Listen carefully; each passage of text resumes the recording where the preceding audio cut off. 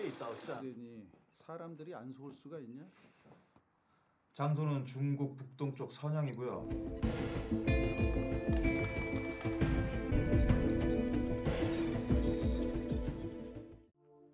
Di salah satu proyek bangunan di Busan, para pekerja konstruksi terlihat sangat sibuk bekerja di bawah arahan mandor mereka yang bernama Han Seo-jeon.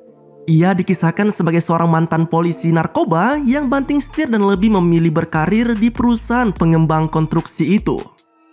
Kinerjanya yang terbilang bagus nampaknya telah melejitkan karirnya dalam waktu singkat. Ia bahkan kini diberi kepercayaan lebih oleh atasannya untuk menjadi direktur lokasi.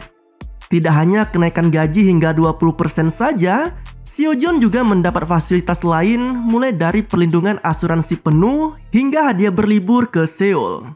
Seolah tak percaya, Seo-jeon pun lalu menghubungi istrinya dan berniat untuk mengabari soal kenaikan jabatan serta rencana liburan mereka.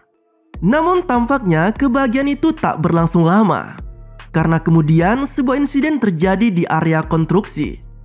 Salah satu pekerja tiba-tiba saja terperosok menyusul adanya kerusakan pada scaffolding yang menjadi pijakannya. Meski Seo-jeon sempat berusaha untuk menyelamatkan anak buahnya tersebut, namun sayangnya tiang besi yang kurang kokoh malah membuat pekerja itu terjatuh.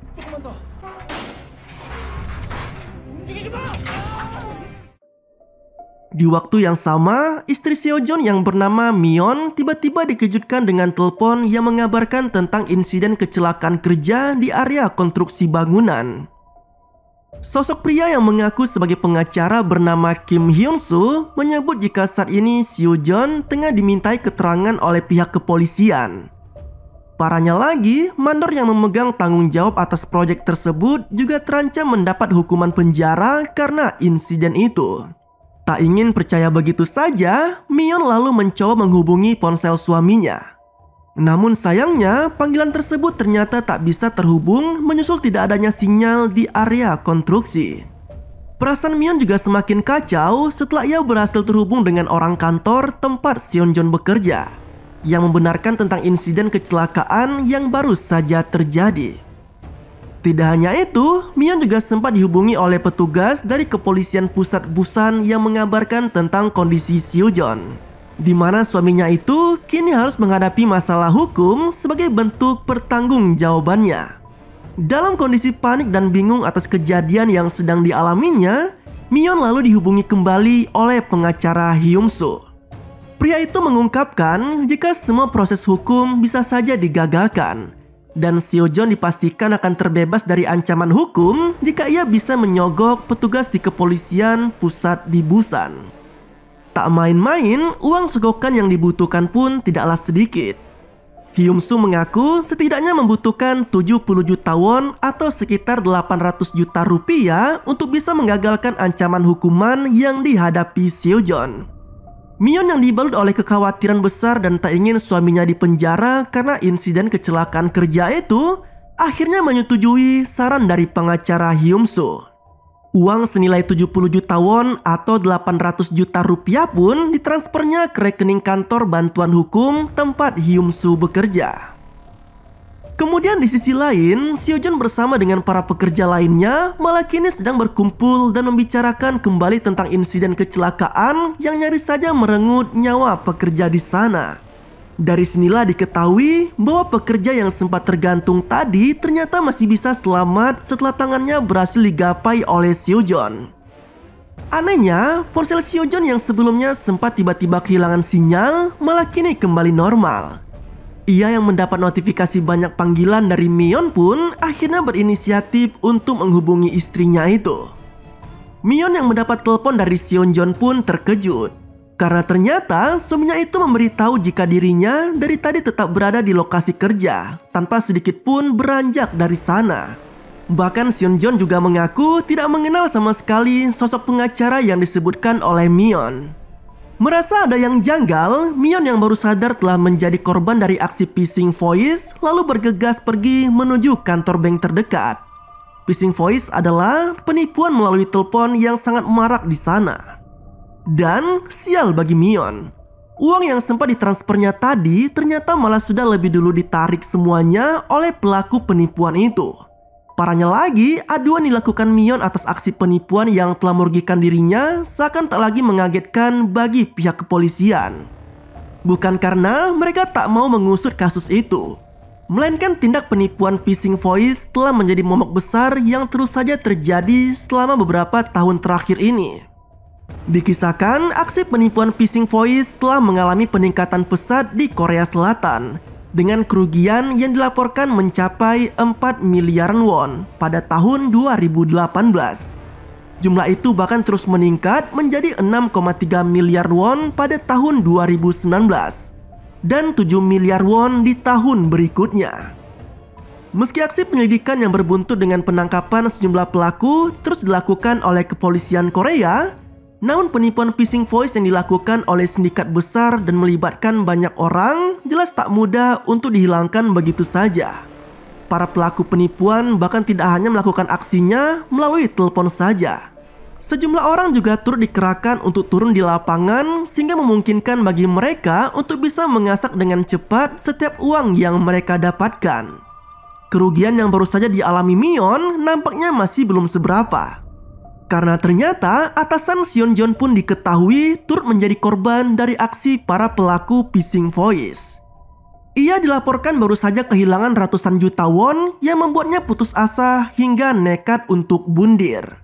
Rentetan kejadian itu jelas telah merugikan banyak orang. Tidak hanya bagi korbannya saja, tetapi juga orang-orang di sekitar mereka pun turut dirugikan. Para pekerja yang selama ini menggantungkan hidupnya dari perusahaan pengembang konstruksi itu sekarang hanya bisa meratapi nasibnya. Karena alasan itulah, Seonjeon semakin berambisi untuk mengusut kasus phishing voice yang selama ini telah merugikan banyak orang. Dalam penyelidikannya, Seonjeon yang merasa janggal dengan hilangnya sinyal saat insiden terjadi lalu melakukan penelusuran melalui rekaman CCTV. Dari sinilah terlihat jelas sosok pria yang dicurigainya sebagai anggota dari sindikat phishing voice. Terlebih Seonjeon juga sempat berpapasan langsung dengan sosok tersebut tepat sebelum insiden terjadi di area konstruksi itu. Berbekal tanda tato dan tindik yang dikenakan oleh sosok tersebut, Seonjeon akhirnya menemukan pria yang diketahui memiliki bisnis agen perjalanan. Dari pria itulah akhirnya terungkap bahwa sindikat besar phishing voice selama ini telah melakukan aksinya dari Tiongkok. Mereka juga bekerja sama dengan banyak money changer di Korea untuk menukarkan setiap uang hasil penipuan itu ke dalam bentuk yen, yang kemudian mereka bawa secara tunai ke markas sindikat yang ada di Tiongkok. Praktik itulah yang nampaknya telah cukup menyulitkan bagi pihak polisi dalam mengusut tuntas aksi penipuan sindikat tersebut.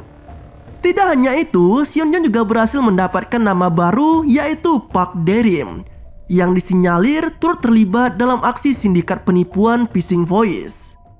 Dengan bantuan kenalan lamanya yang bernama Kang Chil, Seonjeon akhirnya mendapatkan info valid mengenai lokasi para sindikat phishing voice melakukan aksinya. Meski tidak secara spesifik, namun setidaknya Seonjeon bisa mengetahui betapa banyaknya orang yang bekerja sebagai operator telepon dalam sindikat tersebut. Alih-alih bekerja sama dengan pihak kepolisian Korea, Seonjeon bersama Kang Chil malah menyelamatkan Park Dae-rim dari sergapan polisi. Namun ternyata semua itu dilakukan Seonjeon semata hanya untuk bisa masuk dalam sindikat phishing voice. Hingga kemudian ia pun dipertemukan dengan Direktur Seon di Shenyang, Tiongkok. Berbekal paspor dan identitas palsu yang dibuat Kang Chil, Seonjeon akhirnya bertemu dengan Seon dan mulai dipekerjakan bersama dengan operator lainnya. Dari sinilah terlihat jelas bagaimana kejamnya praktik penipuan yang dilakukan oleh sindikat itu.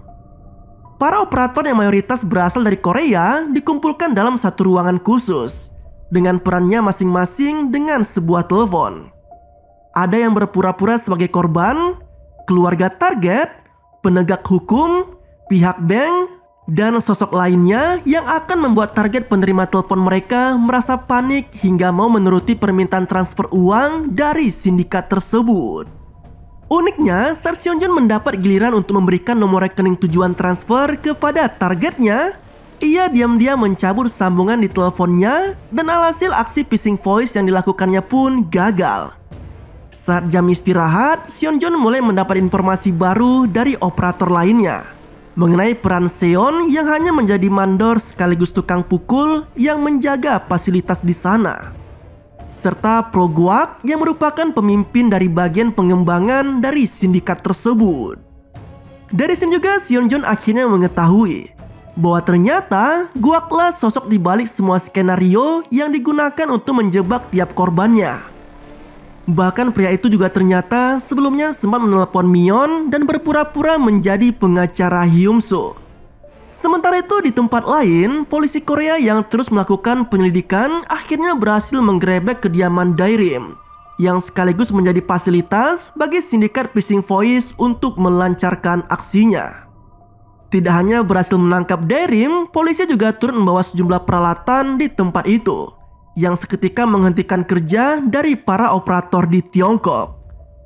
Kondisi tersebut nampaknya telah berdampak besar pada kinerja sindikat Phishing Voice itu.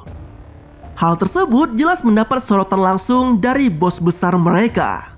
Pria yang diketahui bernama Huang itu pun menghubungi Seon dan Guak untuk mempertanyakan tanggung jawab serta kinerja keduanya selama ini. Menariknya, Guak yang terlihat begitu cekatan dan memiliki integritas tinggi dalam bekerja ternyata menyembunyikan hal besar di balik semua itu. Karena ternyata ia telah berencana untuk mengambil uang dari sindikat tersebut untuk keperluannya sendiri. Seonjeon yang diam-diam mendengarkan pun sempat tak percaya. Namun hal itu juga telah memberikan celah bagi mantan polisi itu untuk menghancurkan sindikat Phishing Voice di sana. Tidak hanya itu, Seonjeon yang menyusup ke ruangan Seon juga mendapati adanya rencana pengiriman uang besar ke Busan. Dengan cepat, ia pun lalu mengabari Kang Chil dan kepolisian Korea terkait rencana tersebut. Berbekal pesan melalui email yang diberikan Seonjeon, Kang Chil berhasil menemukan lokasi yang menjadi tempat berlangsungnya pertukaran uang di sana. Sama halnya dengan kepolisian yang juga turut mengamankan tempat tersebut. Kembali ke Seonjeon, ia yang nekat merusak jaringan listrik di markas sindikat itu akhirnya berhasil berhadapan langsung dengan Guak. Seonjeon yang awalnya hanya ingin mengambil ponsel milik Guak malah kini harus menghadapi pria tersebut. Beruntung bagi Seonjeon, ponsel yang sempat terlepas dari genggamannya malah kini diketemukan oleh Seon. Mendapati adanya ponsel di tempat itu, Seon yang merasa telah dikhianati seketika langsung menyerang Guak. Namun, naas bagi Seon. Anak buah Guak yang saat itu datang seketika langsung menikam Seon hingga meninggoy. Melihat keributan yang terjadi antara Seon dan Guak, Seonjeon lalu memanfaatkan dengan mencari sinyal untuk mengirimkan koordinat lokasi keberadaannya pada pihak kepolisian Korea. Namun tak lama kemudian, ia pun akhirnya berhasil ditangkap oleh Guak dan anak buahnya.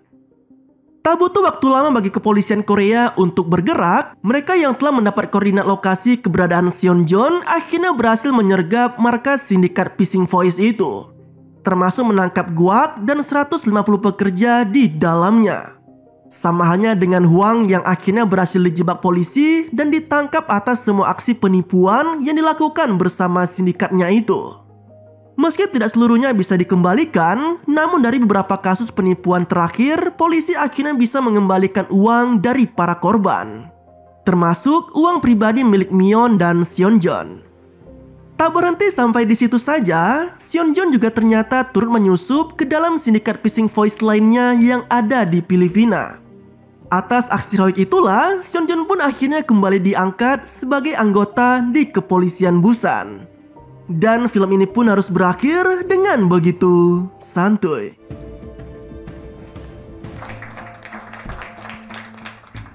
Itulah cerita dari film berjudul On the Line yang rilis tahun 2021. Di mana aksi penipuan melalui telepon yang semakin sangat canggih membuat banyak orang sangat mudah untuk tertipu. Jika kalian suka dengan kisah-kisah seperti ini, jangan lupa share videonya ya sob. Terima kasih telah menonton, sampai jumpa pada video selanjutnya.